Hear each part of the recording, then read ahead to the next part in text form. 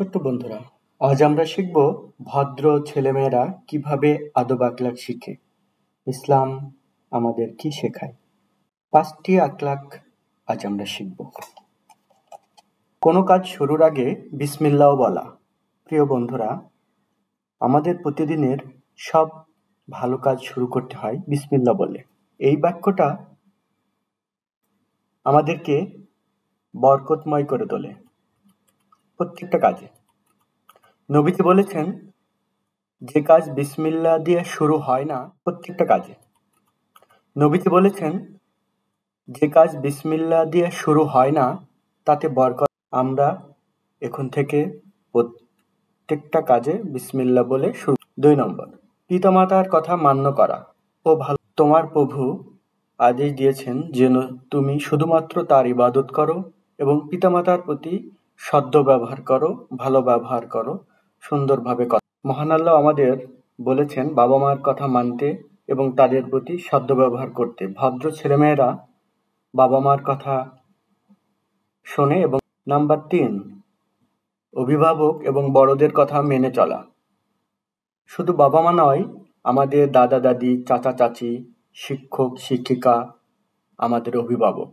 তাদেরকে সম্মান করা, তাদের কথা শোনা, মান্য করা, এটা আমাদের প্রিয় নবীজি বলেছেন, যে ব্যক্তি ছোটদের প্রতি দয়া করে না, আমাদের বয়োজ্যেষ্ঠদের সম্মান করে না, সে আমাদের দলভুক্ত। নাম্বার, চিল্লাচিল্লি না করা, নরমভাবে কথা বলা।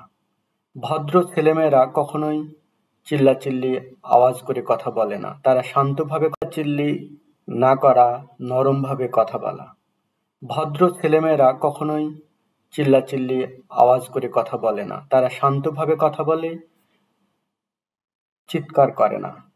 মহান আল্লাহ বলেন, তুমি তোমার কণ্ঠস্বর নিচু করো, নিশ্চয় সবচেয়ে কর্কশ শব্দ হলো গাধার আওয়াজ।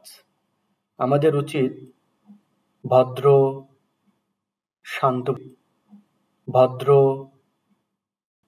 5 নম্বর, ভদ্র খারাপ কথা বলে না, অশ্লীল কথা বলে না, তারা সবসময় সুন্দরভাবে কথা বলে। ইসলাম আমাদের শেখায় মুখ এবং নিয়ন্ত্রণ করতে। নবীজি, একজন মুসলমান সেই ব্যক্তি যার মুখ এবং হাত থেকে অন্য মুসলমান নিরাপদ থাকে। আরো বলেছেন, যে আল্লাহ এবং পরকালে বিশ্বাস রাখে সে যেন ভালো কথা বলে, সুন্দর করে কথা বলে।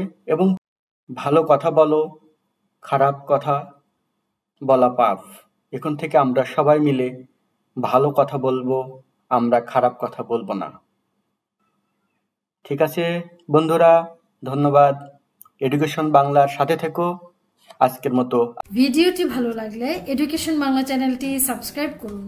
নিয়মিত ভিডিও পেতে বেল বাটনটি ক্লিক করুন।